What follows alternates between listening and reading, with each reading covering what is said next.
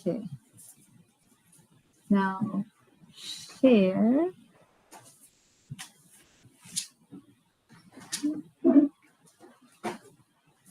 Okay.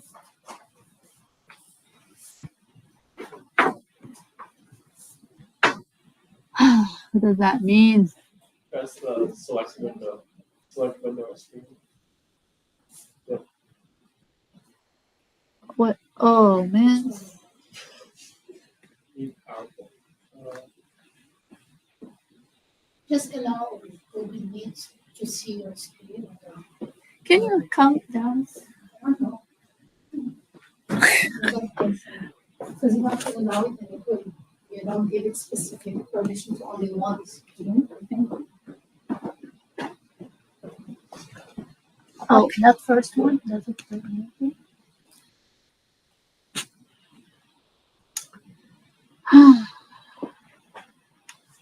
Keep scrolling.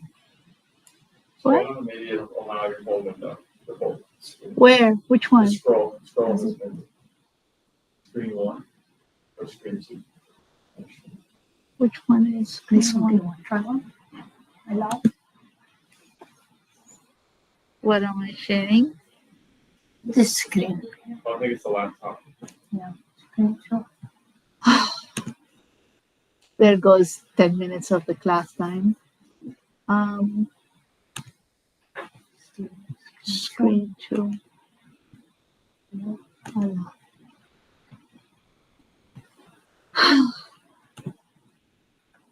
Okay. Think we figured it out. Maybe. Okay, but before we get started, I just want to a couple of things. There, have you seen the practice set 4? You didn't on under week. What was it? Week 10. There is practice set 4. If you want to complete it, please do by next Wednesday. And there is also, I put another practice set 5, and it will be the last one on this week's campus. So if you want to submit that, then bring it by the last day of class. And how we go to the exam? And the exam, I have it printed here, but I will give it to you next week on Wednesday, hard copy, and then you would just give it to me Monday morning. You have from Wednesday to Monday. So if you are traveling to AUCS, you can give it to me at AUCS. I'll be there on Monday. So, or if you're here and not going to AUCS, I will have a designated person to give it, for you to give it to them on Monday. All right, I'll send you an email about that. Monday morning? Monday morning. Yeah. Technically, when it's a take home, it will be due by midnight on Sunday. But since you're turning it hard copy, then you bring it with you on Monday morning. So you'll have all the weekend to work on it. I'll give it to you next Wednesday. You better start studying. It's not going to be just find the information and write it down. So I made sure of that. Yeah, it needs, and also if you study, it will help the final, because the final, you would need to study this material. So please study, and then you have a few days to solve the exam. Okay, so next week is the 23rd. Bring with you, if you want, set number 4. Then set number 5 will be due the last day of class, May 1st. And then the exam return will be due Monday. What would be the date? 28 on Monday. Well, we'll be all gone May 28th. This exam 2, which I'll give you next week. I will remind you of this, all of that.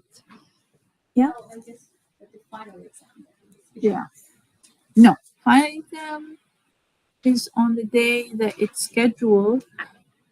I might ask you to come a little earlier because it's commencement day and I'm graduating a bunch of my students and I'm hooding them.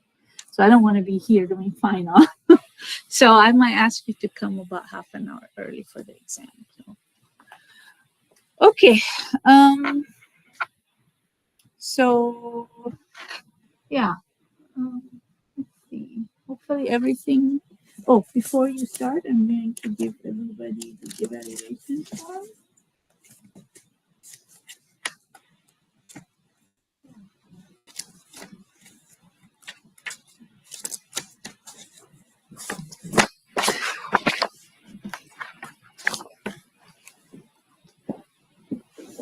So there is the clicker here if you need it. And then this is for you. Write your name at the bottom here. And then there you go.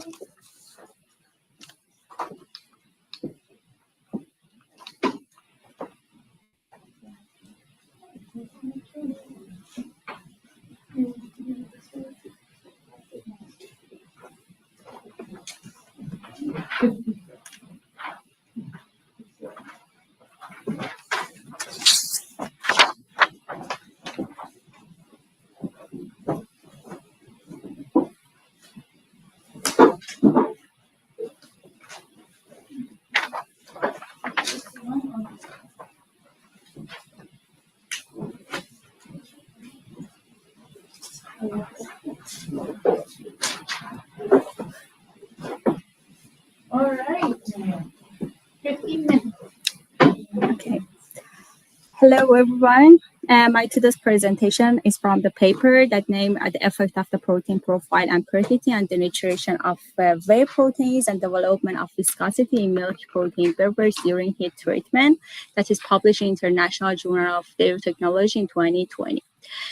As all of us know, in dairy processing, the heat treatment is really important to ensure the microbial safety and physical stability. And physical stability is several measurable features like viscosity, particle size, protein denaturation that affect gelation, functional properties, rate of sedimentation, and others. But the main factors that affect how heat treatment changes the physical stability are the heat time and temperature of the heating, protein profile and concentration, pH, ion state, and the mineral composition. But what happened during the heat treatment? When the heating is the over 70 centigrade cause to denaturation of the whey protein, especially the heat-sensitive whey protein that is a beta-lactoglobulin, and it causes to unfolding and exposing of thiol group. And this exposing of the thiol group causes the formation of different type of the aggregates. These aggregates can be between the whey and whey or whey and casein. Generally, the exact structure and the composition of the aggregates are determined by the type and the concentration of the protein. And the changing of the casein to whey protein ratio causes to change the particle size, viscosity, heat stability. Casein acts as a molecular chaperone that interact with the whey protein, denatured whey protein, and prevent excessive protein aggregation and also prevent irreversible denaturation of the whey protein. Generally, it's control the whey protein behavior. And the preheating is really important before the main heat treatment because it causes the partial denaturation of the whey protein and improve its heat stability for the further processing, especially the main heat treatment. But the time and temperature of the heating is really important because, for example, the lower temperature causes the partial denaturation of the whey protein, and definitely we have a more stable aggregate. The objective of this study is firstly the role of the preheat treatment in modifying whey protein denaturation and physical characteristic of dairy protein beverage, and also the second one, that is the effect of the changing ratio of the casein to whey protein on physical properties of the dairy protein beverage, and the other combine these two objectives in the result and discussion parts. The sample preparation, first of all, they combine the whey protein isolate powder with milk permeate at 60 centigrade and mix in the higher share in order to make it more homogeneous, and stored in the refrigerator to overnight to complete rehydration. And in order to make a different ratio of the casein to whey protein, they mix the prepared whey protein solution to skim milk in different concentration to make a different ratio. And the next step that they use two different preheat temperature. The heat one that is a 63 for 30 seconds, and heat two that's a 77 for 30 seconds, and control is an unheated sample. And finally, that is a UHT treatment, that's a 120 centigrade for 30 seconds and cooling. The parameter they measure, that is a particle size, color, and viscosity that we are familiar with the method. The whey protein denaturation that they use the reverse phase HPLC to measure the degree of denaturation of the whey protein. We determine the native whey protein. But the method is that they decrease the pH of the solution to isoelectric point, that is a 4.6, and centrifuging in 100,000 100,000 G for 10 minutes, 20 minutes. And after that, the sediments is containing the denatured whey protein. And as we learned before, the native whey protein is soluble in the isoelectric point. So the supernatant containing the native whey protein and dilute and inject to the HPLC. The physical stability is using the lumicizer analytical centrifuge. During the centrifuging, the NIR pass through the samples. And if the NIR pass easily, it's meaning that the separation happened. But if NIR doesn't pass easily, it's meaning that the sample is closed and stayed stable. Generally, the low NIR index is meaning more stability in the sample. The result and discussion part, this graph shows us the impact of the casein to whey protein ratio on particle size distribution. The A is a 100% whey protein and increase to 28, 50 to 50, and the D that is a 80 to 20 casein to whey protein. And we can understand with increasing the amount of the casein, the distribution model changed from bimodal to monomodal, and it suggests that the casein prevent forming of the multiple size of the aggregate and make it more uniform.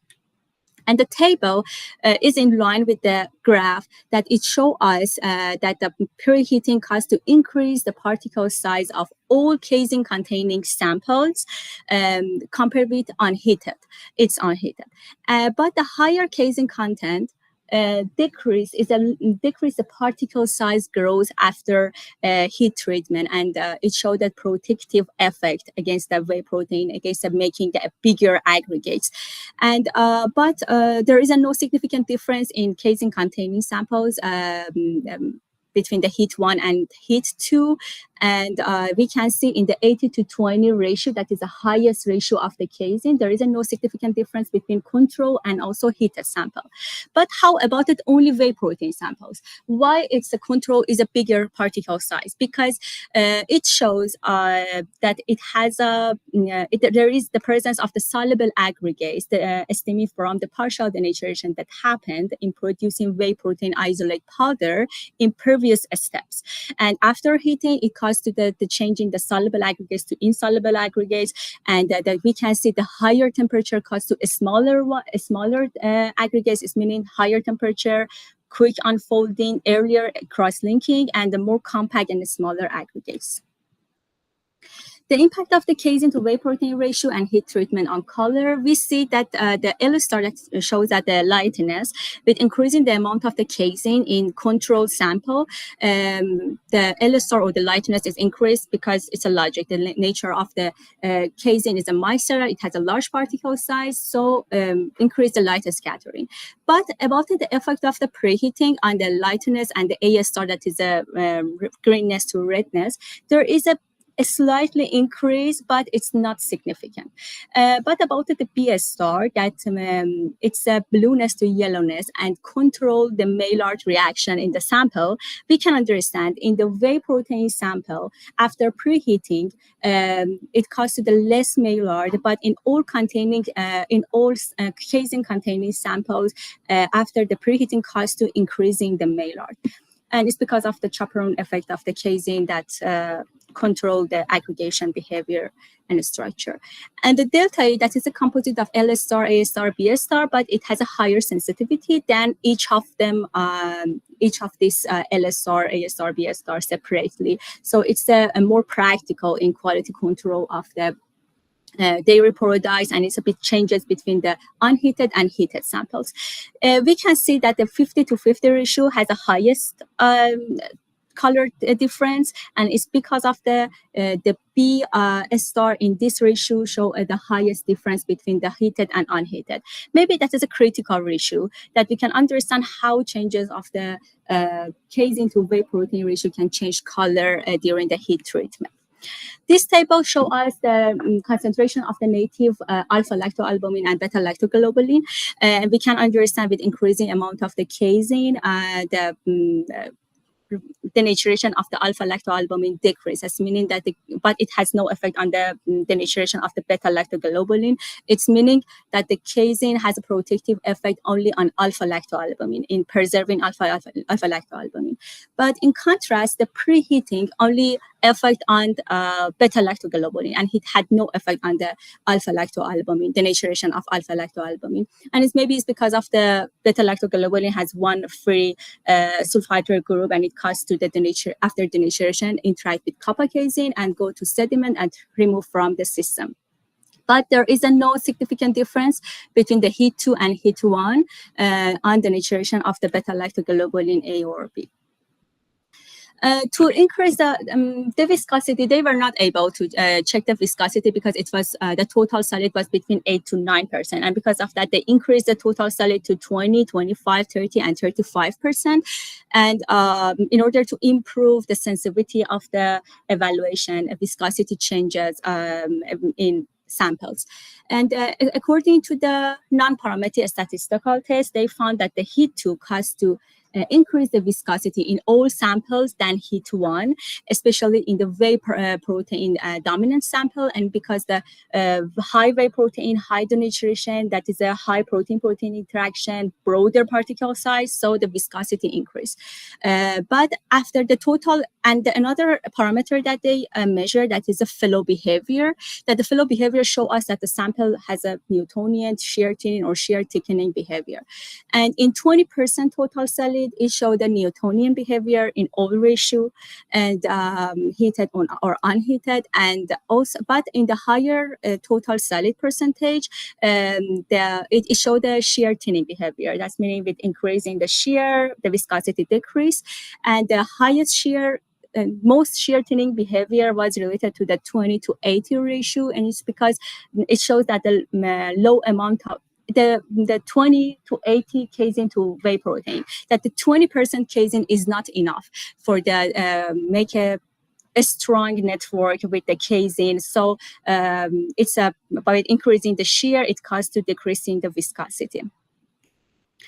They they evaluate the storage stability or physical stability in accelerated condition, and they found with increasing amount of the casein, the stability decrease. And in the whey protein samples, in unheated whey protein dominant samples, in unheated, it caused to the increasing the stability, but after heating, there was a significant difference between the heated and unheated, especially in whey protein dominant samples.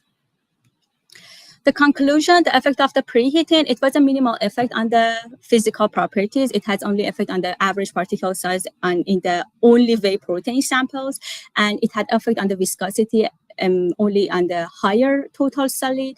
The effect of the casein to whey protein ratio, higher casein caused to reduce the alpha-lactoalbumin denaturation, increase casing, minimize the particle size changes from heat, and also generally it strongly influences the final product properties, the changing of the casein and changing the ratio of the casein to whey protein.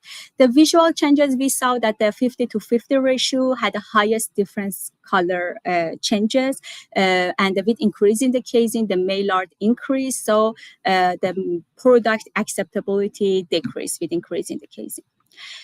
About the positive and negative point of this paper, it had a comprehensive experimental design for ratio of the protein to different heat treatment, and the main heat treatment that they use is usable, and now it's used in the commercial dairy beverage, the UHT ready to drink beverage, and also the sum ratio that they use is usable in the commercial products.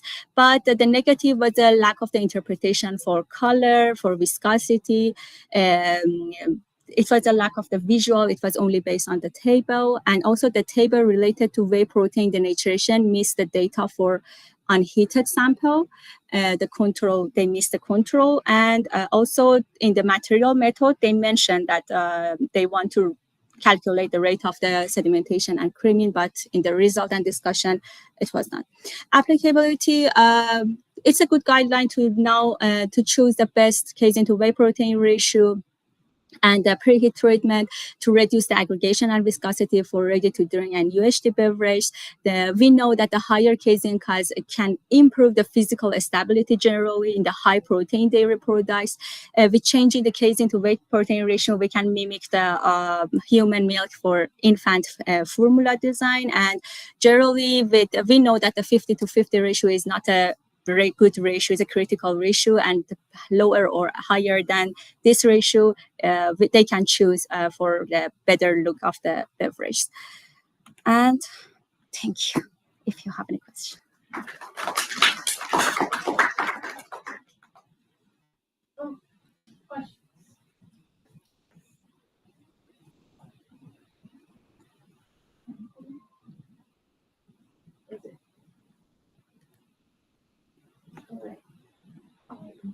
For the particle size of the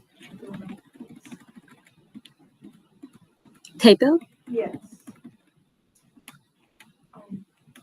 Yeah. I might have missed it, but could you tell me when it's like 100% whey protein, why is there a decrease in particle size? Just both the tables show us that the particle size before heating is have a higher average particle size, and also the size, the distribution model show us the blue line related to the unheated. You see that even after before the unheating, that is a bimodal. Why? Because it shows that we had a soluble aggregate that is made in the previous steps that they wanted in the factory. They wanted to make a whey protein isolate. For example, the spray drying or other parts cause to a partial denaturation and make a soluble aggregates. And after heating, it causes to the soluble aggregates convert to insoluble because they become more compact and is completely denatured, and maybe denaturation it's a irreversible denaturation happen, so they are more compact and a smaller particle size after heating. Okay, so there's soluble aggregates. Yes. Yes, shift to insoluble orders.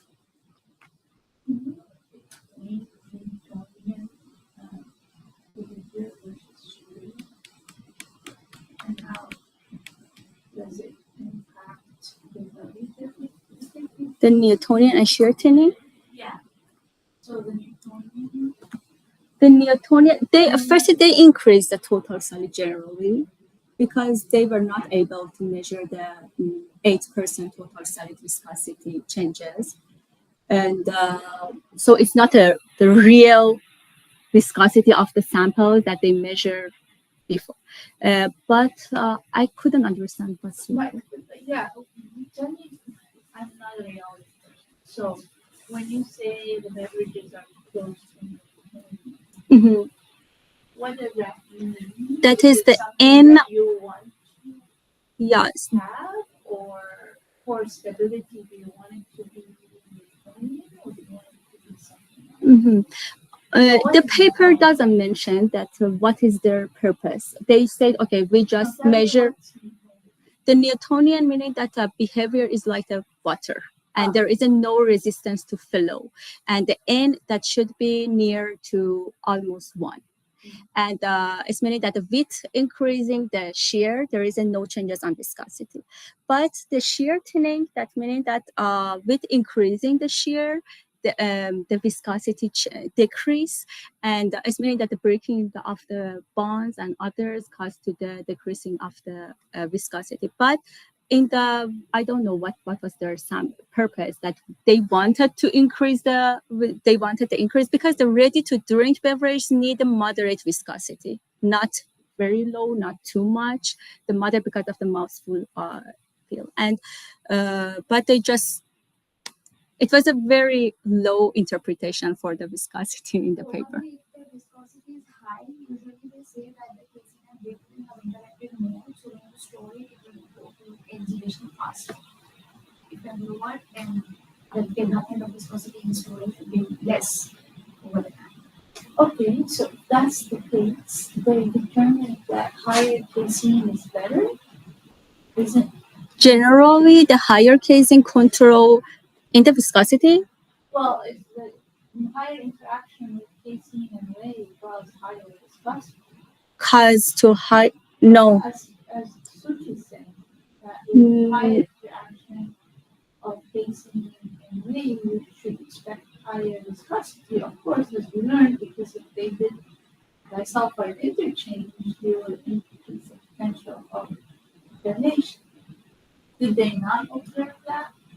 No, it measured that in the higher total solid, it's a higher total solid. I don't know what happened, but they said that in whey protein dominant samples, because the high that is a very high protein interaction between the whey and the reversible denaturation happened. It caused to the broader particle size distribution, and the more aggregation happens, it causes to the higher viscosity. But I think that is the Suchi said that is a bonding, that is a network, that the network that happened between the casein and the whey. The presence of the casein caused to have a strong network and have a better gels, not about the aggregation. But it's for them. So what was the recommendation? Add casein 80 to 20? What was the 20 to 80, no, it's at the very high shear thinning behavior, and it's not good. They said they don't choose that the which ratio is the best, but I don't know. So they didn't show, but what do you think? I think the shear thinning is good.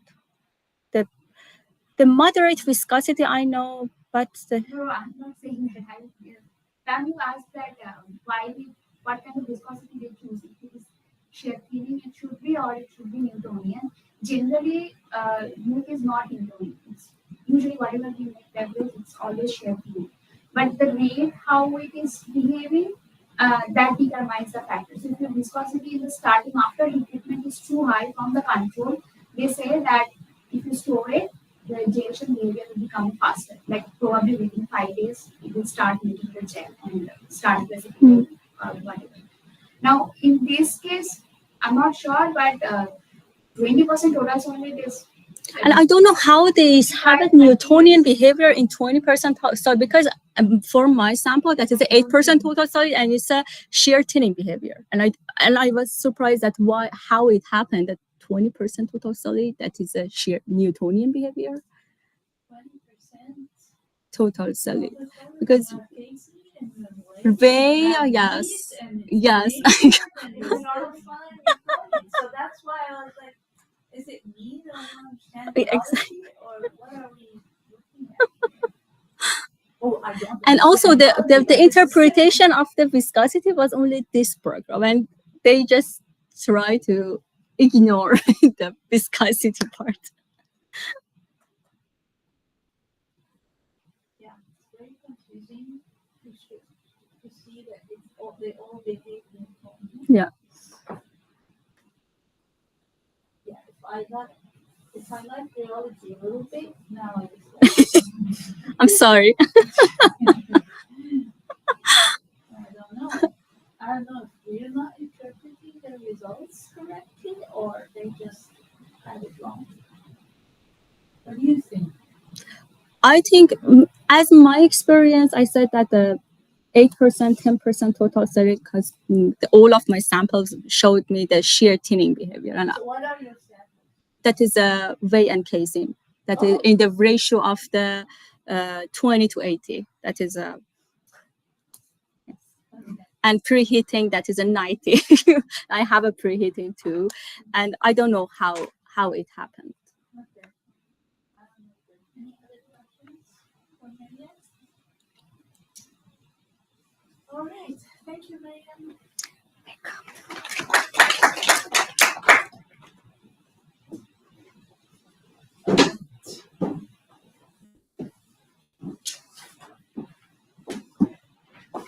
We have a presentation next week, right? Who's presenting next week? Sophie. And then 2 last presentations, Anastasia and Harjo. Okay, on May 1st is your presentation. Oh, yeah. May 1st. Yeah. Oh, Marianne, you need this. Too. Yeah, because you grade yourself. Part of the grade is what you do. Usually, you guys are the toughest on yourselves, so it's good.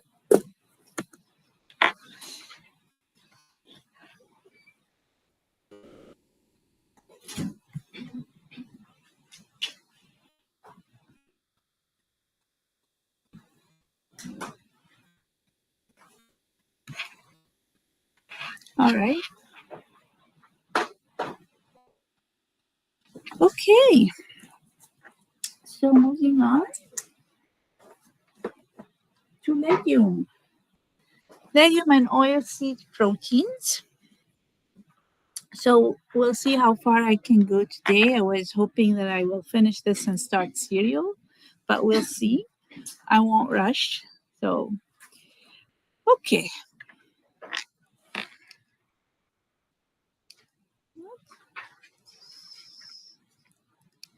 Not cooperating.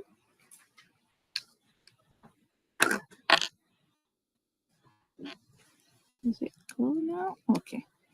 All right. Some of you are familiar with soy proteins, some of you are not, so I don't expect you guys to know. But if you're familiar with soy and you want to give it a go, the following is true. So glycine and beta-conglycine are soy-specific proteins. So they are the main storage proteins. Glycine to beta-conglycine ratio influence functionality of soy protein. And then glycine is the main allergen, while beta-conglycine is not. It's okay if you don't know. If you know, if you want to give it a try. Say that. A and B. Yes. So glycine and beta-conglycine are storage proteins and their ratio affect functionality. We're going to spend a lot of time talking about these two proteins in soy. And glycine was thought to be the main allergen, but a lot of allergency studies showed that some people are allergic to this other protein as well. Allergenicity is, we don't spend a lot of time talking about it in this class, but allergenicity is very diverse because there's a lot of heterogeneity among humans, individuals. So some people are allergic to certain proteins while others are not from the same source. So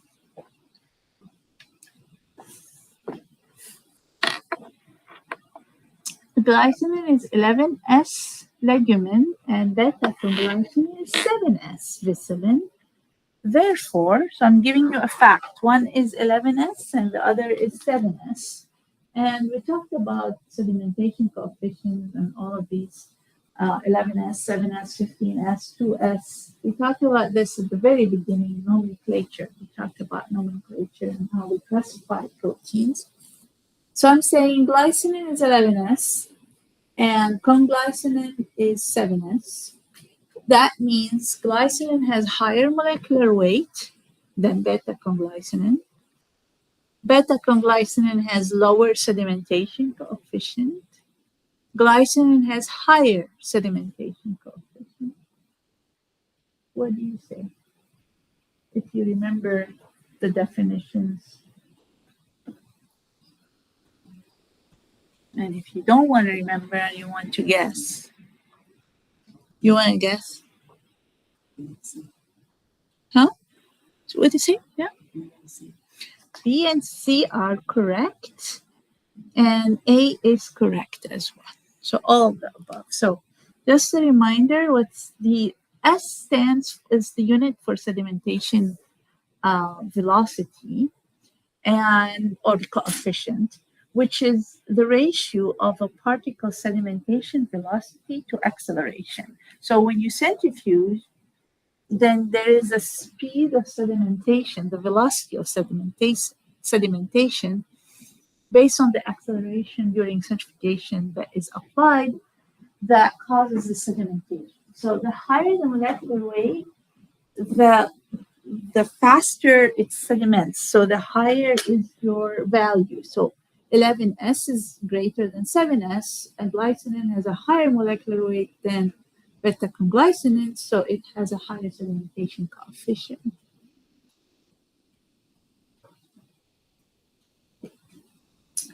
So this table keeps changing because there are more and more discoveries of different classes of proteins that are edible proteins.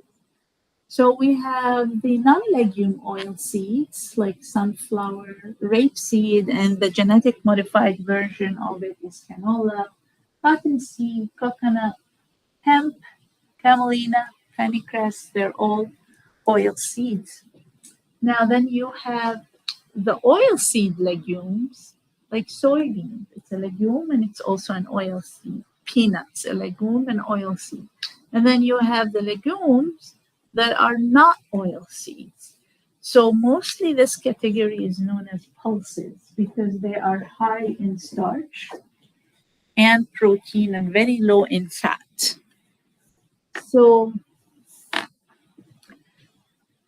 we're going to talk mostly about soy because there's a lot of literature on soy. It's the most common plant protein for decades.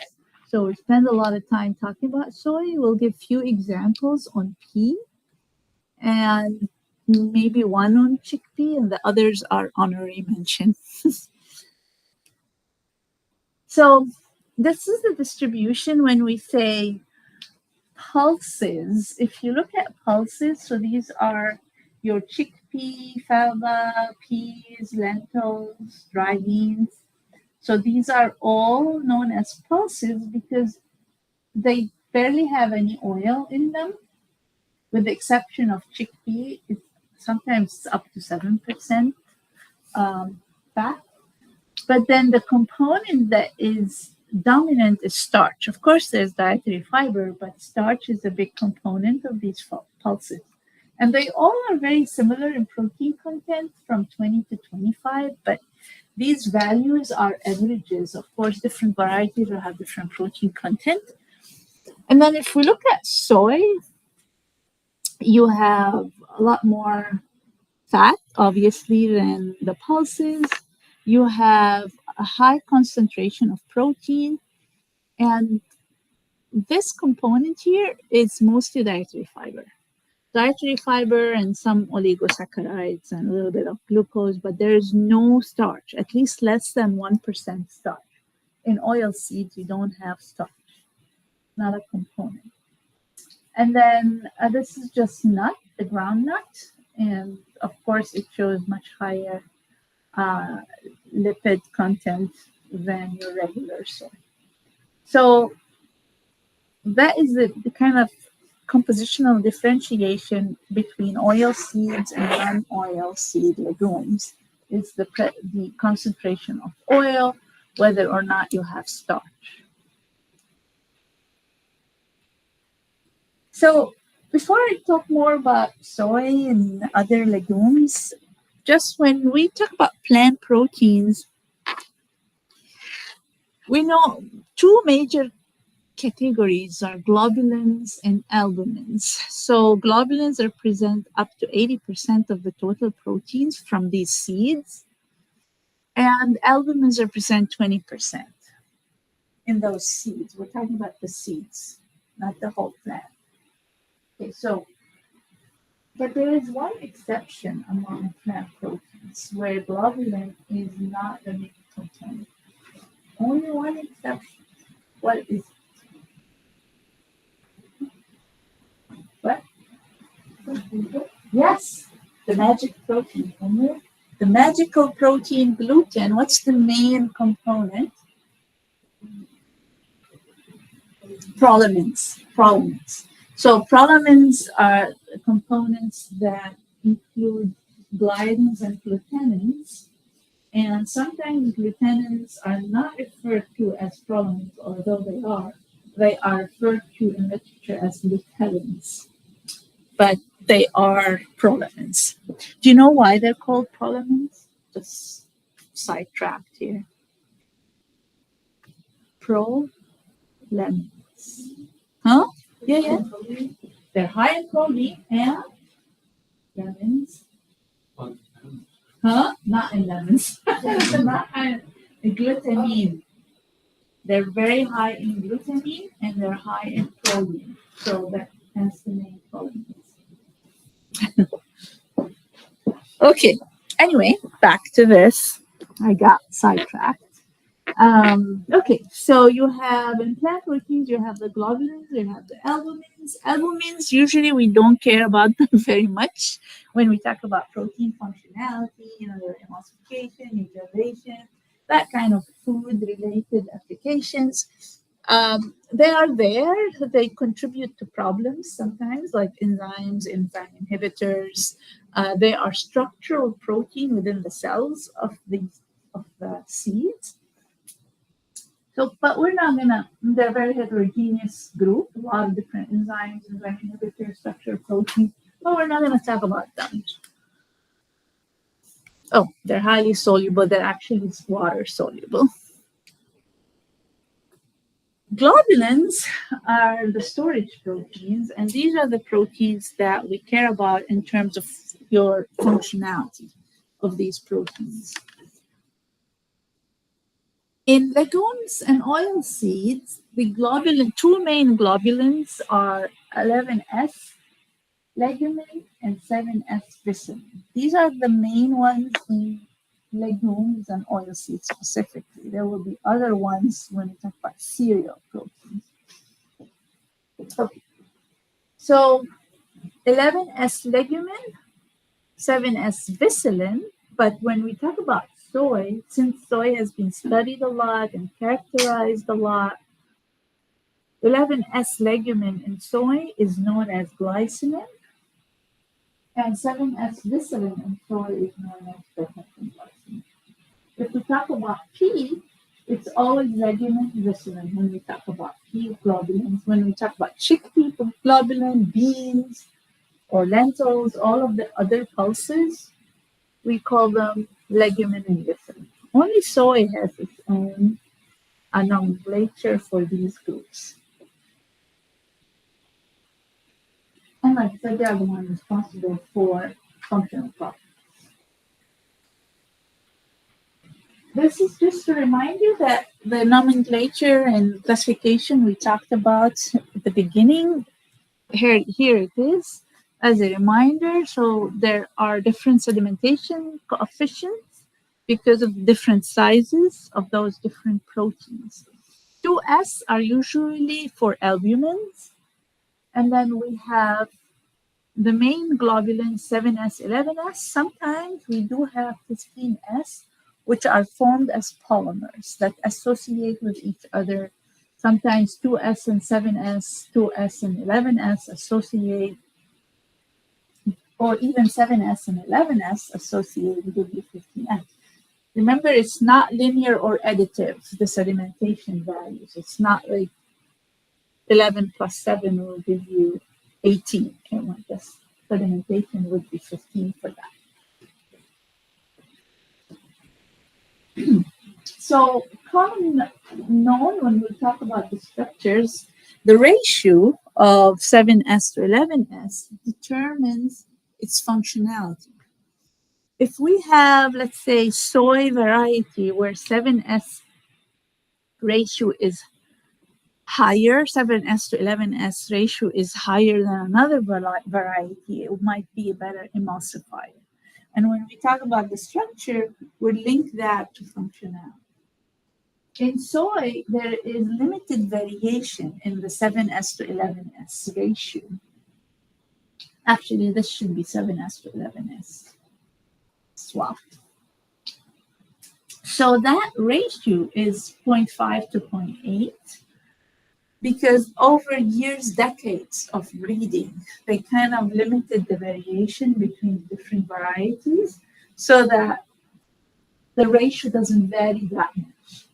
Whereas in peas, we are decades behind in breeding. There's a lot of variation in pea varieties. There's a lot of variation within the same plant, even within the same legume pod as well. So we need more breeding to make it more consistent, but you can see it's very wide range between 0.2 7S to 11S all the way up to 8. So you have 8 times more 7S than 11S in some varieties.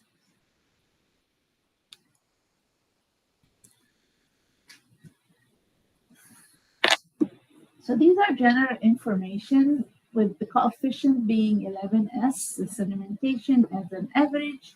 Molecular weight ranges depending on the genetic variance of the subunits. So there is a range, so it's a large molecular weight. So if we remember whey protein or even casein protein, they're tiny little proteins. Whey protein specifically is 18 kilodalton for beta-lactoglobin and 14 kilodalton for alpha-lactoglobin. So look at this humongous protein in terms of big size because it forms big polymers, quaternary structures.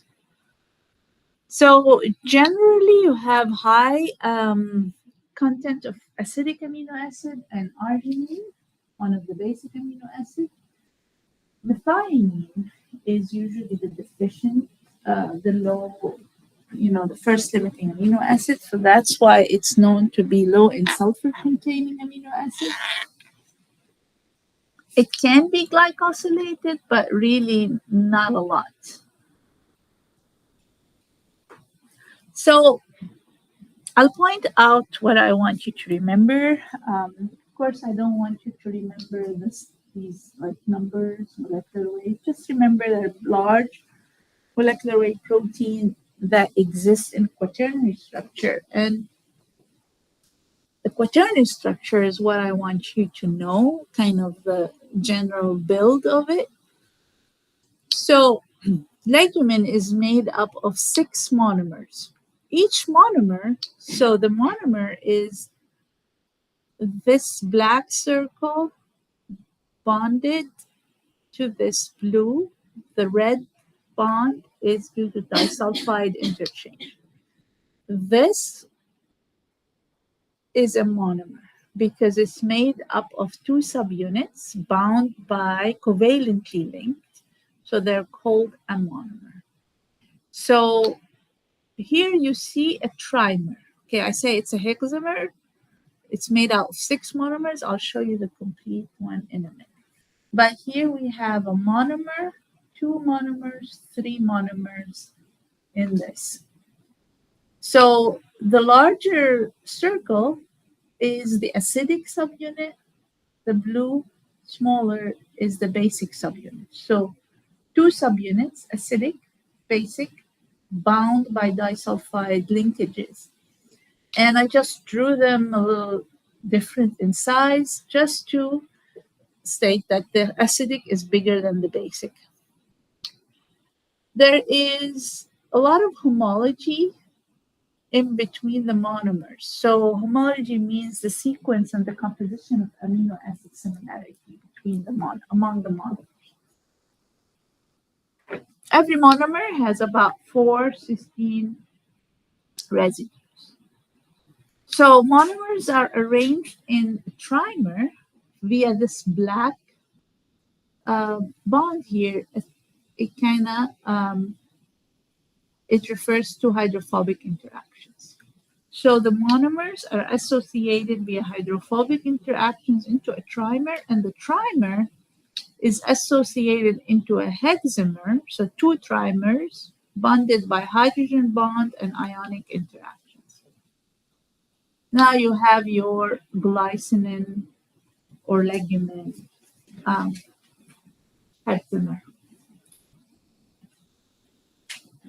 So, of course, numbers are not important, but that's when one of the papers that were presented said 80% alpha helix in a protein. And I go, there is not one protein on earth that has 80% alpha helix. So I don't know how people interpret FTIR data. But anyway, there is distribution of a little bit of secondary structure, alpha and beta, but a lot of it is random coils. Yeah. Yes, there are 4 cysteine residues in one monomer. That means you can form 4 decimal bond without. Yeah, but you could have. I'm not sure which one of these would be like a free sulfider group, but there's only one disulfide linkage between these 2 subunits. You might have a free sulfider group here and there. When you have a free sulfider group, that's what initiates disulfide interchange between molecules. If you don't have free sulfider group, you won't get interchange. So each monomer will form decimal bond with, for example, each alpha subunit will form 2 decimal bond with 2 beta subunits. Not necessarily. Well, the 4 are not necessarily already in disulfide. Oh. They could exist as just free sulfider group. Like in beta-lactoglobulin, you have a free sulfider group. It could be just a free sulfider group. I don't know if it's in beta or in alpha, I'm not sure. But there is free sulfider group. Otherwise, you won't get disulfide. And you do. So And the linkage between alpha and beta subunits is good. disulfide. Yeah. So this red here is you have one cysteine group from the alpha and one from the beta from disulfide. Yeah. So when we extract soy and we try to run it on a gel, if we don't use a reducing agent, because these are not broken, you will see them not separating. But when we add the reducing agent, it separates. This is the acidic and this is the basic subunit.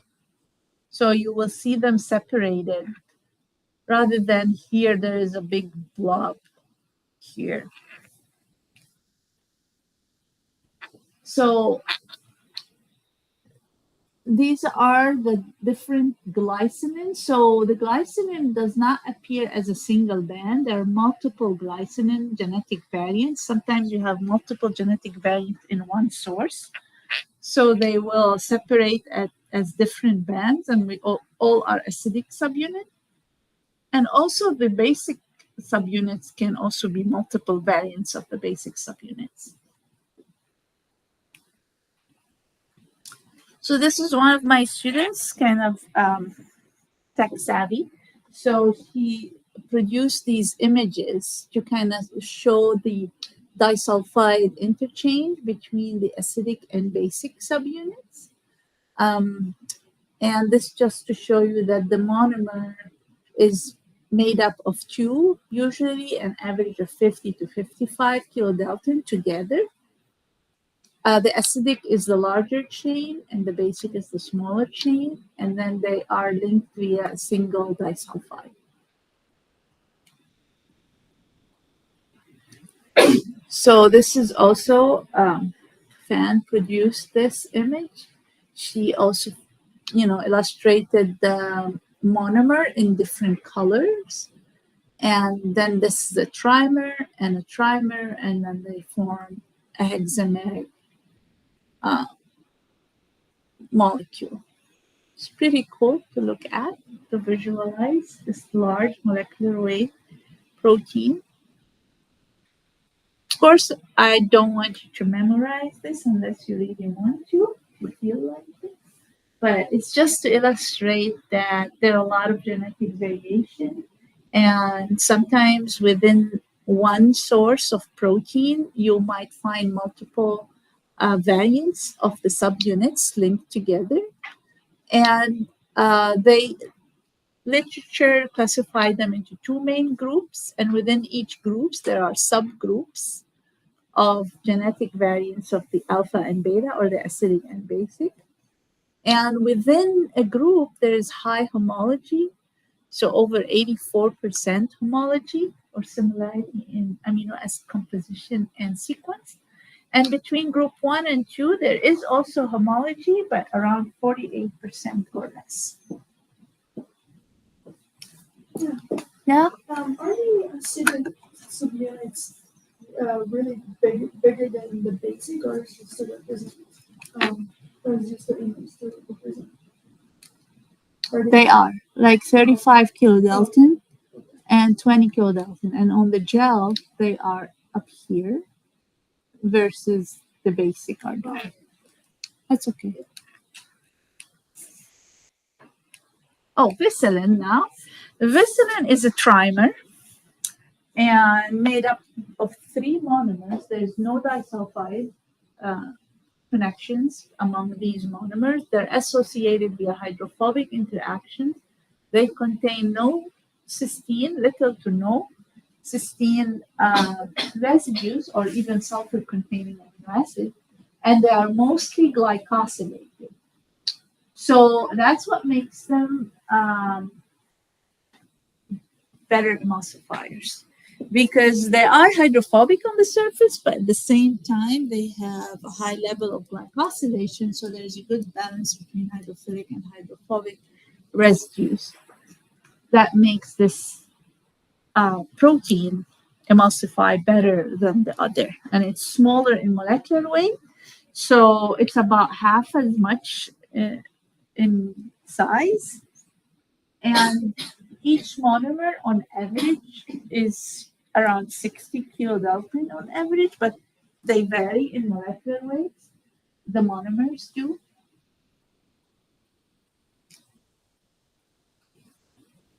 So they are linked via hydrophobic interactions. The average is 60 kilodalton, but they're not each one of them is 60. The average is 60. Large homology, and this is the distribution of the secondary structure. So usually a trimer, if it is a heterogeneous, meaning it's made up of different monomers, there is alpha prime, alpha, and beta subunits of beta-conglycinin. So they differ in molecular weights, so they separate differently. Of course, there are genetic variants that will differ in molecular weight and a little bit in composition. And they are not connected by disulfide linkages. So even if you don't reduce or add a reducing agent, you're going to still see the beta-conglycinin subunits. Because in STS, you break non-covalent interaction and they migrate as individual subunits.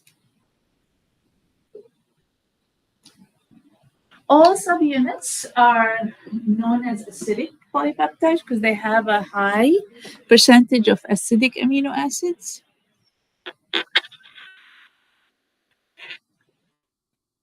And all potential sites are glycosylated. So they're highly glycosylated. That's what gives them this unique hydrophilic hydrophobic balance, because there's a lot of hydrophobicity, but still there is a lot of hydrophobicity as well.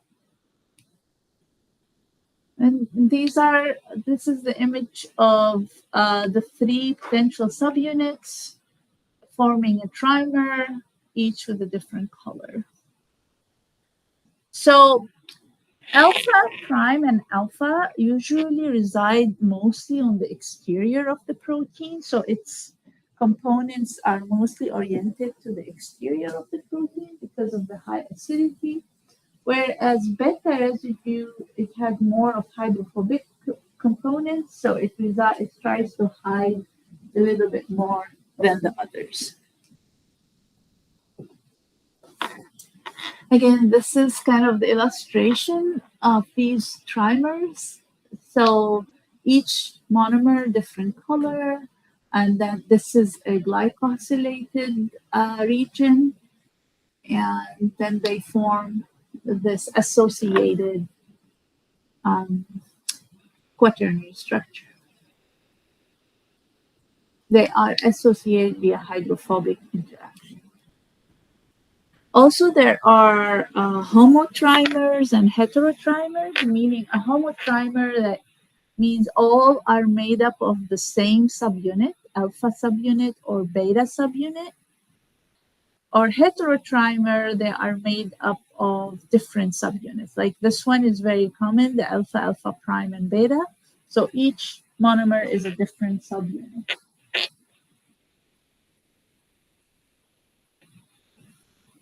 Convisilin is globulin protein, not very common in soy, but it is present, for example, in pea. So sometimes it's known as 7S, sometimes it's known as 8S, depending on which reference you find. Some say they are trimers, some say they are quaternary. I mean, the four subunits. So there's no conclusive literature on them, but they are of a higher molecular weight than beta-conglycinin, for example, or visilin itself.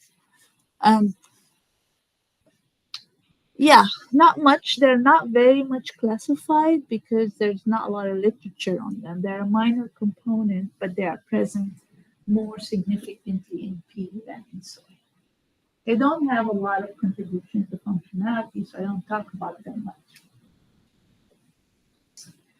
Okay, questions? Because moving into another topic. So these legumes and visilin, they are quaternary structures. So environmental conditions promote their association to form these quaternary structure, and under certain conditions, they dissociate. So, and each of these soy protein components will vary in solubility, stability at pH, different pH, ionic strength, heat stability, and susceptibility to digestion by enzymes. So we're going to talk about all of that, how they are impacted by environmental factors. So association, dissociation. So when a quaternary structure dissociates, let's say, from being a hexamer into a trimer, it doesn't necessarily mean it's denatured. We say it dissociates. Denaturation is when the tertiary structure unfolds and bonds are broken. So association and dissociation are impacted by mild environmental conditions. So if you change the ionic strength, you might enhance dissociation or enhance association. pH and temperature will affect that as well. So, for example, here, 11S, high molecular weight 11S, can dissociate into a trimer at elevated pH, for example, because now we can, with elevated pH, we might disrupt ionic interactions combining that trimer to the trimer, so we can dissociate it. For example, if we add a reducing agent or increase the alkalinity or acidity, we might dissociate the trimers into monomers. Protein concentration plays a role. If it's too dilute, you have a tendency to go to lower or to dissociation. If as the protein concentration increase, you have a tendency to go to larger molecular weight. So here's an illustration of what could happen. So at a particular ionic strength, pH, and temperature, you have your glycinin, for example, or legumin as a hexameric protein. When you change the salt and pH, you might dissociate it into trimers.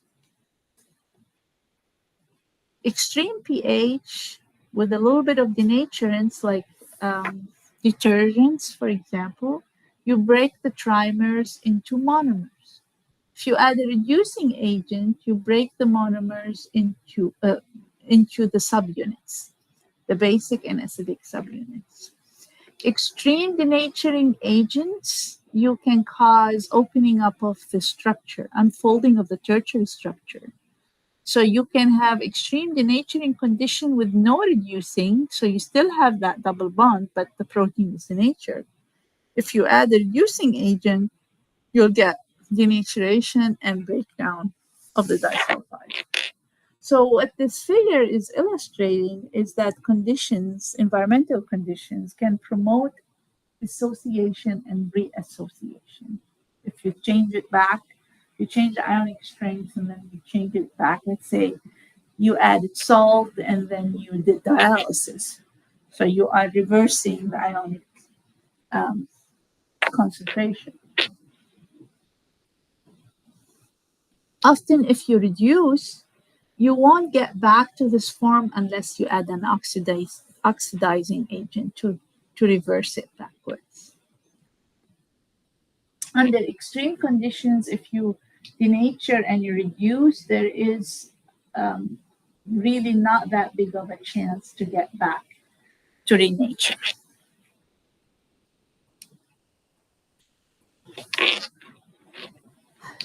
These numbers are not for you to remember. It's all what I'm trying to say. Under different conditions, you have the protein either in a hexameric, trimeric, or monomeric form. And it's just showing you a different ionic strength, a different pH. And then in the presence of denaturing agents like urea and detergents, you can dissociate non-covalent interactions, like when you run STS page, you see monomers. If you add a reducing agent, you see the subunits of these monomers. Acidity, denature by acidity, high concentration can also break covalent bonds and peptide bonds. Heat, every protein has a different denaturation temperature. 11S denatures at 90 degrees around and beta-conglycinin at 75. Can you quickly think of why glycinin has higher denaturation temperature than beta-conglycinin? Disulfide. So the more disulfide linkages you have, the more heat stability, the more energy you need to denature the protein. This is taken 12 years ago on a very old DSC. It used to give us positive peaks. Now the DSC we have and the program we have, you see downward peaks. But the idea is the same.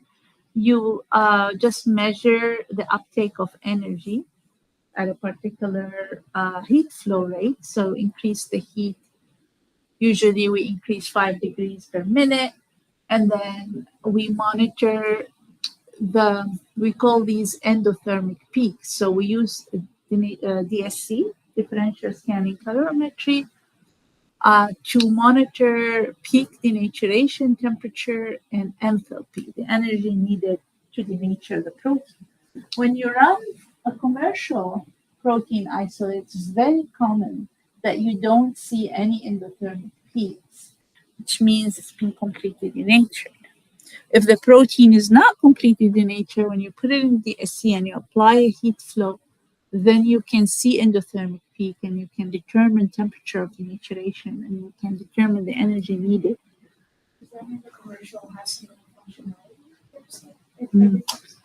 Good question. Does that mean that the commercial doesn't have functionality? So the protein is denatured doesn't mean it doesn't function. Sometimes denaturation makes it gel better or emulsify better because of how rigid it is. If you denature it a little bit, it becomes a little bit more flexible and aid with some functionality. But solubility, not so much. Okay, so you can see here that the soy protein isolate we prepare in the lab, we do not apply thermal treatment, so we can still see two endothermic peaks, one for glycine and one for beta-conglycine. If we want to determine which is which, usually you'll find that in references, but when you don't have references yet, you can get standards or you can purify glycine and measure it alone. You can see, okay, glycine, this is its denaturation temperature. Beta-conglycine purified, this is its denaturation temperature. Then when you run soy protein, you can say, okay, this is beta-conglycine, this is glycine. But thankfully now there's a lot of literature out there that actually you can run your DSC, look at literature and identify your peaks. But if you don't, you would need standards to be able to identify your peaks.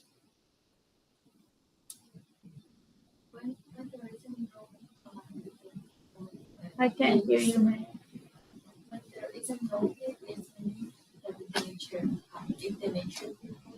Yes. Yeah. So when a protein is denatured and then you put it in your DSC and you apply heat, it's already denatured. So you won't denature it more. It's denatured. But if the protein is in native form or partially denatured, not completely, when you give it more heat, it will unfold and then you will see an endothermic peak. I guess the question would be, why would a salt versus pH extraction change the denaturation temperature? So the question is, why would salt extraction versus pH extraction of your protein impact your denaturation temperature? So depending on your extraction pH, if the extraction pH is high, you are inducing some denaturation because under alkaline conditions, even though you're not doing any treatment, you are denaturing the protein. So you will see some partial denaturation. The salt, if it's not excessive salt, you don't cause that denaturation. So you see that the protein is more preserved when you do salt extraction versus alkaline extraction. That's one thing. If you don't do good with dialysis and you have some salt left after trying to remove that salt, the salt acts as a protective agent. So then you will see a shift in the denaturation temperature, not just in the enthalpy. So it will denature at higher temperature. Moisture, now if you want to add more contractility, why in our lab we do 20% solid, total solid, and then we just don't want to have a moisture effect when we're comparing across different proteins, because at low moisture you need higher denaturation temperature, denaturing of protein. Denaturation temperature is also impacted by moisture. So there's so many factors. That's why we always say, okay, dialyze to the maximum so that we don't have that effect. And that's why we say, okay, we need to compare under similar conditions. And when you run DSC, you always have that 20% of the solid. But if you say, oh, my sample is like Shree's sample, you can't form a 20% total solid because gel. Say, okay, if you want to do 15, then all your samples you have to run 15 moisture content. The last thing is we always correct when we calculate the enthalpy, we correct by gram of protein. Always. Because you prepare your 20%, but then you might have different protein concentrations. So if you want to compare apples to apples, correct the protein concentration. Can you miss when we can see the virus that the nature proteins don't have functionality? It has functionality. Yes, well, some proteins are completely denatured and forms insoluble aggregates, like our commercial pea. It doesn't. But soy does have, it's completely denatured, but has soluble aggregates. So it gels pretty well. It's not completely a goner, like it's not all aggregated. There's denaturation and then there's aggregation. If the protein is denatured and completely aggregated, zero functionality. Aggregated, like big, large aggregates. Like you put it in water and. But then, so that's only generation specifically, right? Chelation emulsification, sometimes partial denaturation is a prerequisite for emulsification to be flexible, to get to the interface, to reorientate its hydrophobic and hydrophilic regions. But so in this case, if like the line is completely flat, that's complete denaturation, right? Yeah, but doesn't mean.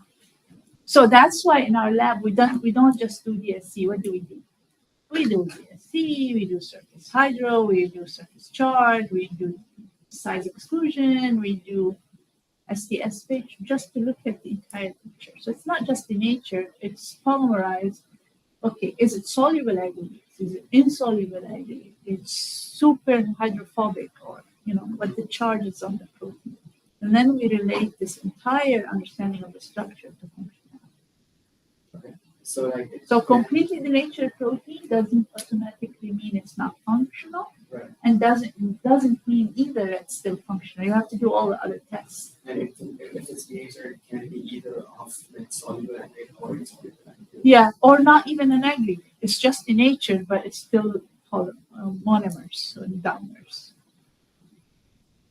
So that's why we have to do a whole big list of structure characterization. DSC is just one of them. Very good questions. This here is pea protein. That's when we got the newer DSC, and now the peaks are negative peaks, not positive peaks. But it's the same thing. You run the same program, you get enthalpy, you get peak of denaturation. But what I want to point out here is in P, you have more of the viscellin and less of the legumin. You barely see separation. There's only a little bit of like a shape of separating the two peaks. And it's showing that we have a lot more of that viscellin that denature at lower temperature and a lot less of that legumin that denatures at higher temperatures. So this is an indication, although we stabilize total moisture, protein, but within that soy protein, or in this case, pea protein isolate, we have different amounts of viscellin ratio, viscellin to legumin ratio. So the peaks, the enthalpy is not only telling us the denaturation, it also has to do with how much of each protein is present in your 20% paste that you prepare. So you have more viscellin, it will show more of that enthalpy per gram of protein, because per your gram of protein, you might have 80% viscellin and 20% legumin in that 1 gram of protein. So obviously you're going to see a large enthalpy for that viscellin and a smaller for legumin. So when you read your DSC thermograms, you have to take it with a grain of salt and try to understand, what am I looking at? Does that mean that viscellin require more energy to denature than legumin? No. It's not, because you don't have equal amounts of these proteins in your 1 gram of isolate.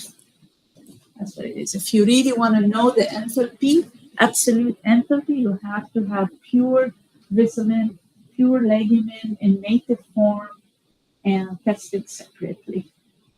So that per 1 gram of Vicilin, what's the enthalpy? And per 1 gram legumin, what's the enthalpy? So that's why when we do an analysis, we have to really understand what we're looking at and not to over interpret. Now, this is chickpea, for example, chickpea protein isolate. In chickpea, you have more legumin than Vicilin. So you see that peak that denatures at higher temperature is much more than the peak that denature at lower temperature. Just because in 1 gram of chickpea protein isolate, we have much more legumin than Vicilin. So it's just showing you here, my point is, this enthalpy is really dependent on the concentration of those, or the ratio of these two main proteins in your isolate. You won't be able to determine exactly how they differ unless you start with purified forms.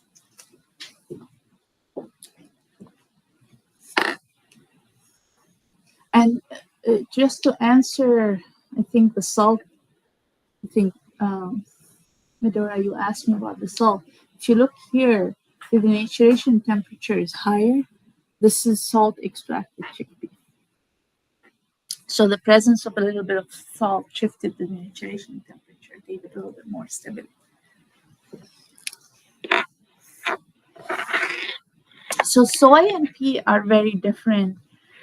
In soy, we have a lot more of the glycinin subunits, so more glycinin, whereas in pea, we have more of the Vicilin and less of the legumin subunit.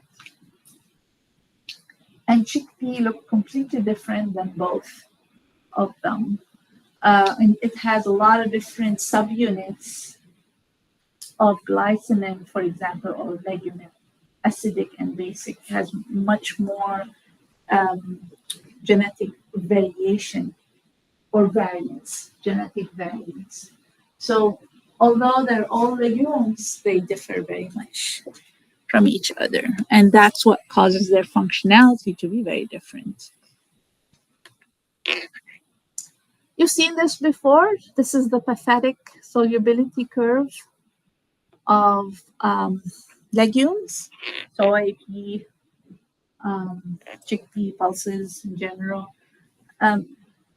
But also it depends, the solubility here and up here, it really depends if they are denatured or not denatured. This solubility of high solubility, 70% and almost 100% at different pH, acidic and basic, that's mostly openated protein. If it's denatured, you won't see that great solubility here and there. But what's very common is that it doesn't have a really steep isoelectric point like whey protein does. You see very poor solubility around a wide range of pH. Why? Can you remember some basics? Why we have poor solubility over a wide range of pH, not like sharp 4.5 or 4.6, and then you go after that. You can see, we try to measure solubility at pH 3.4 in our lab. It's always low, around here. Why? What do you remember from what you studied in the first section?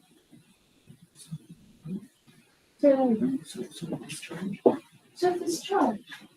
So surface charge is important. What's unique about plant protein on the surface? They're very hydrophobic. They're very hydrophobic. They have a very high percentage of hydrophobic amino acids. So even if we are starting to charge that protein, you have much more hydrophobicity on the surface than hydrophilicity. So you have that hydrophobic interaction that causes them to have low solubility unless the charge is really high, very low acidity, very high alkalinity. So Another reminder I have for you is on Canvas under week 10 and 11, I have quite a bit of reading material. So this comes from a paper that I have already under reading material for you if you want to read more to understand the concept. So I have it there. So in this paper, it's very basic research, so it's still relevant, although it's 25 years old, but it's just basic understanding of how soy behaves. So in this paper, they isolated glycine, and they wanted to understand the impact of ionic strength on this glycine to kind of understand also how those salt affect the composition of glycine, the acidic groups and the basic groups, because glycine has acidic and basic that form the monomer. So what this is showing is very interesting. You see the effect of pH on solubility. When the ionic strength is 0.5, we see that glycine behaves as if there is no isoelectric point. It starts really low in solubility, and as you increase the pH, it increases in solubility.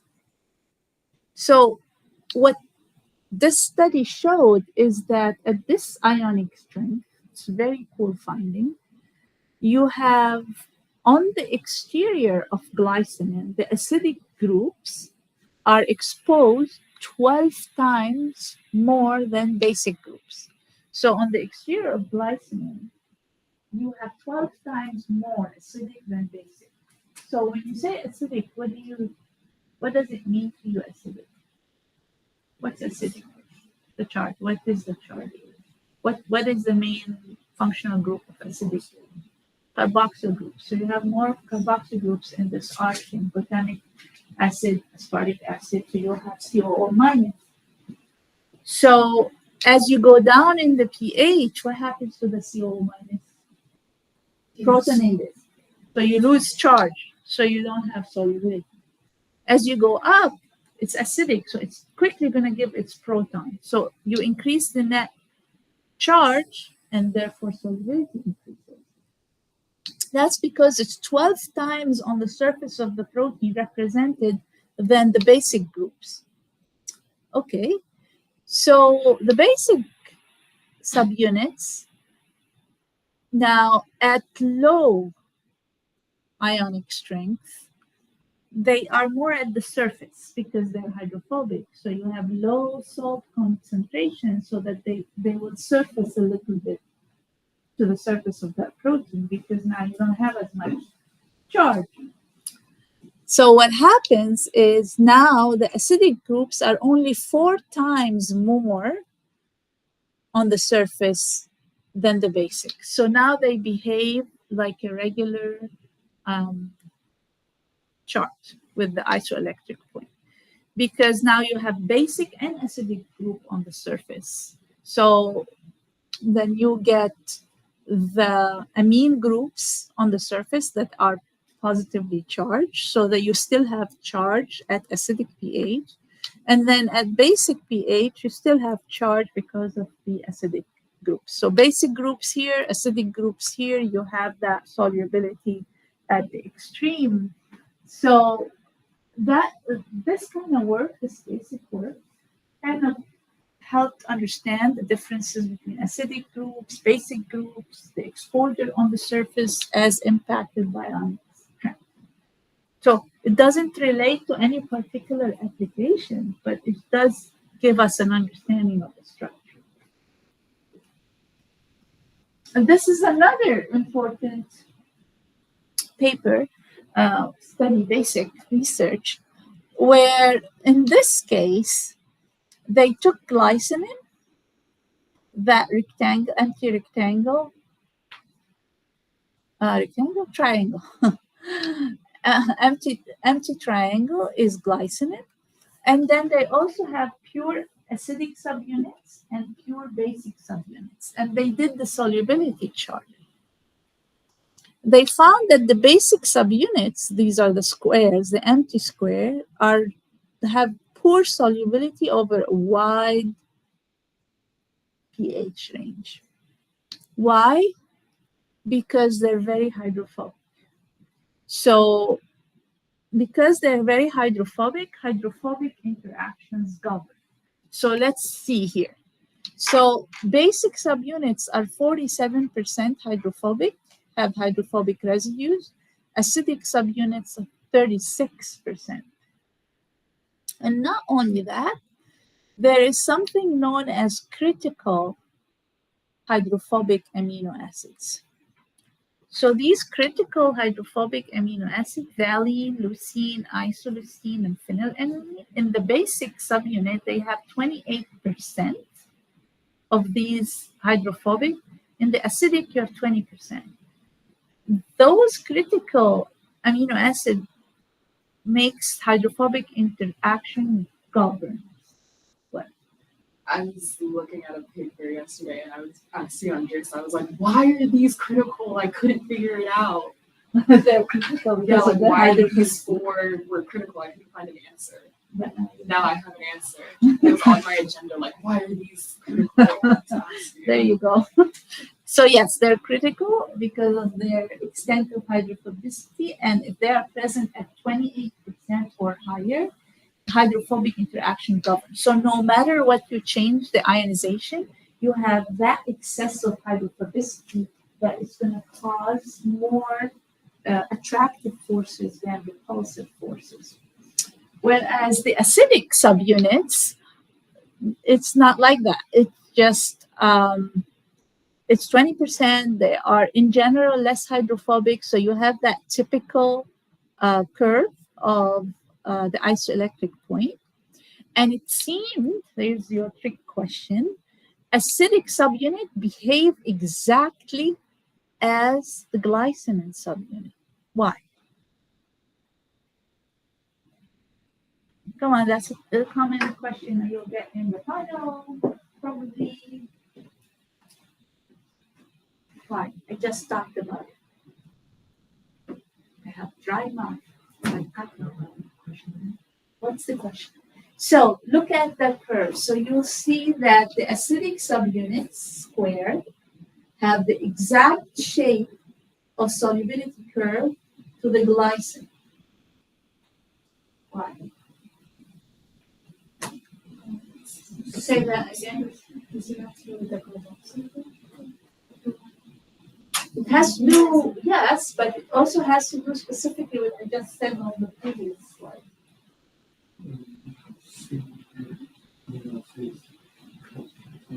So glycine is made up of acidic and basic, right? So, but the solubility curve of the basic mimics the glycine, or the glycine and solubility curve mimics the acidic. What did I just say on the previous? Yes, 12 times more expressed on the exterior of the glycine than the basic.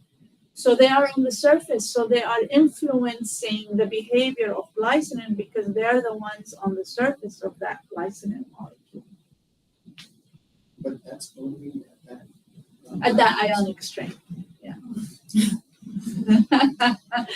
Yes, but usually you have that ionic strength. Okay.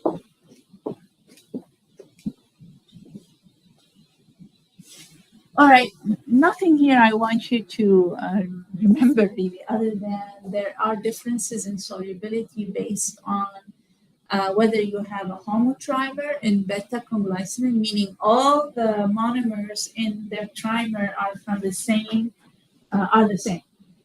or heterotrimer, you have alpha, beta, alpha prime, and that these are impacted differently by salt and pH because of the different composition. But I don't want you to remember all these numbers. I just want you to know that the composition of these trimers impact. So maybe you will get soy protein isolate from one region in the world, here from North America, and get another soy protein grown in Europe. They will act very different because they are made from different monomers. So that's all what I wanted to know here. Recap questions early. We'll talk about recap next time. So soy protein are known to be good gelling agents and good emulsifying agents. So that, of course, they don't have any viscoelasticity. Foaming, we don't care. Sometimes foaming is a problem in industry. Why? You don't want the protein to foam. Mm-hmm. It's like if it's foaming, then it's actively denaturing. Yeah, those cause overrun during production of the protein. If you have a lot of foam, it becomes a problem.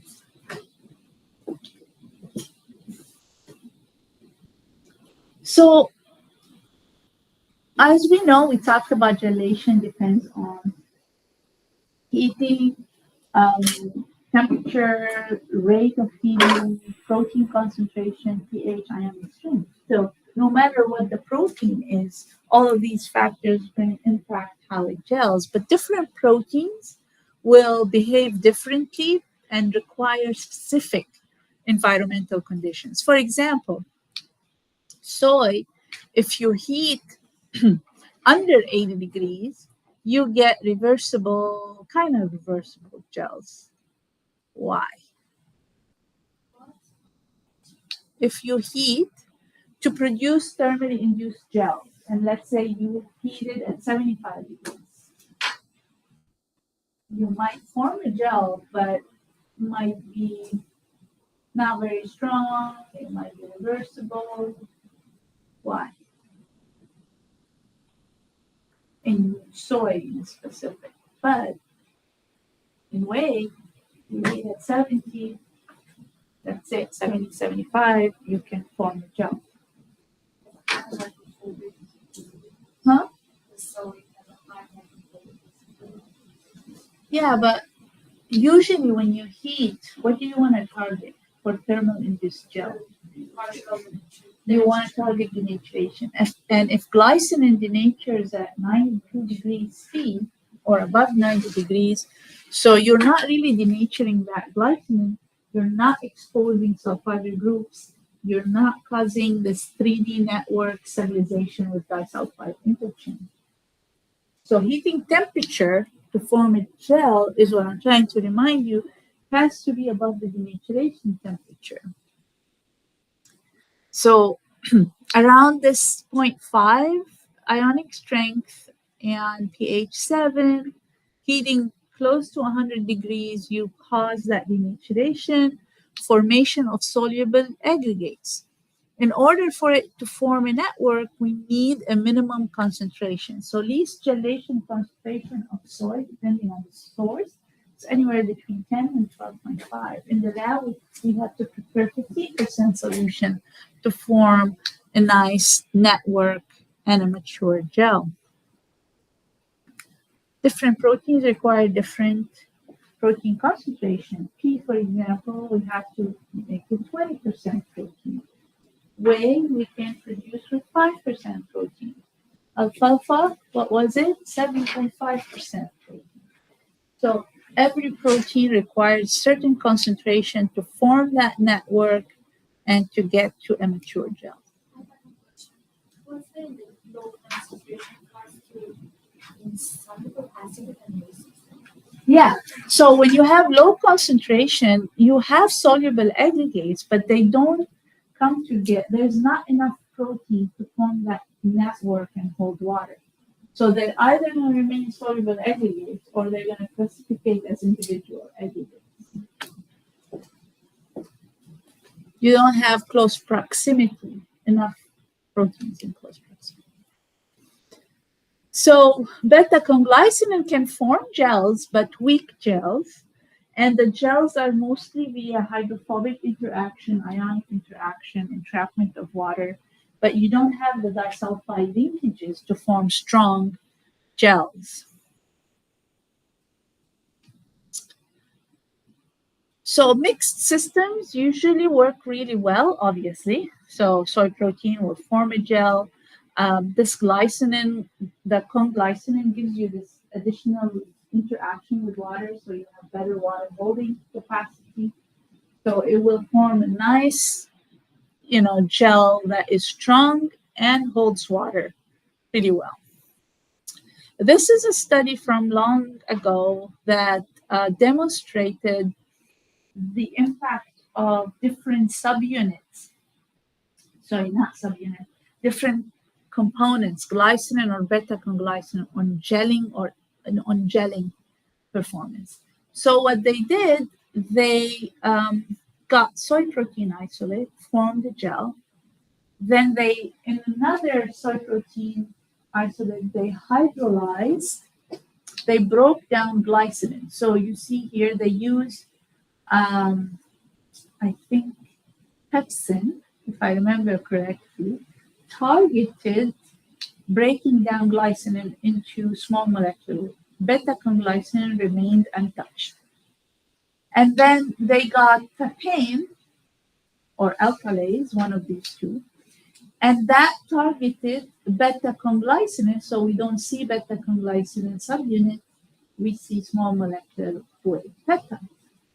So now they have the soy protein isolate, that got the glycinin hydrolyzed, and the soy protein isolate got the beta-conglycinin hydrolyzed, and they form gels. So that's the control, and this is the gel where it is reduced conglycinin. R for reduced, C for conglycinin, H for hydrolysate. So the reduced conglycinin hydrolysate, so this one, the beta-conglycinin is reduced. So the gel was similar or better. So the gelation property was not improved, the strength at least.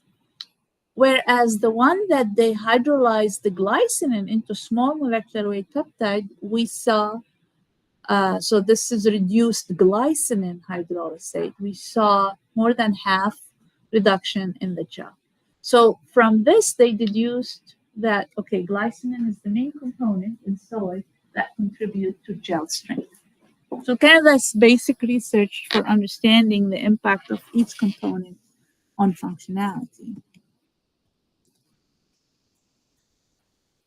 So here looking at emulsification, the ratio now of glycinin to beta-conglycinin is super important for emulsification. Beta-conglycinin is known to have better emulsification properties than glycinin because it has higher hydrophobicity on the surface and it's glycosylated.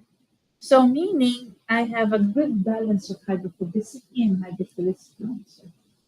So surface hydrophobicity is important, but also the glycosylation that gives you enough hydrophilicity to enhance that emulsification activity where you really need it to be more surface active with two phases. Also, the molecular weight of beta-conglycinin is smaller.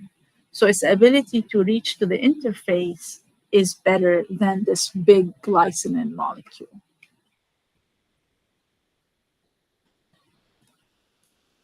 Now this is showing emulsification capacity, which is the grams of oils that can be emulsified by 1 gram of protein. Of course, sodium caseinate has the best emulsification capacity, soy protein isolate, whey protein isolate. So it's still soy protein isolate is better than most of the plant proteins out there because of this conglycinin component. Doesn't want to move. Did it die? Oh, I know. My computer is going to die.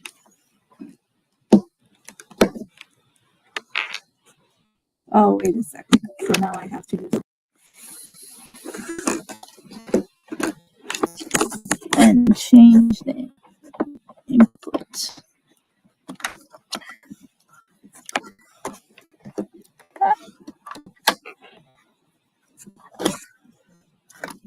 What? I don't have the right connection. So I can't charge and project at the same time. Isn't that sad? That means that lecture ended.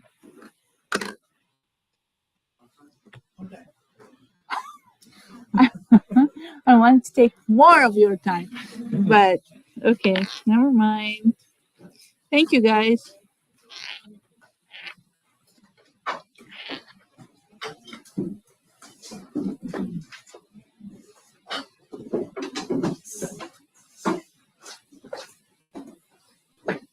What happened to the Google Meet? Oh yeah, please. Here, thank you.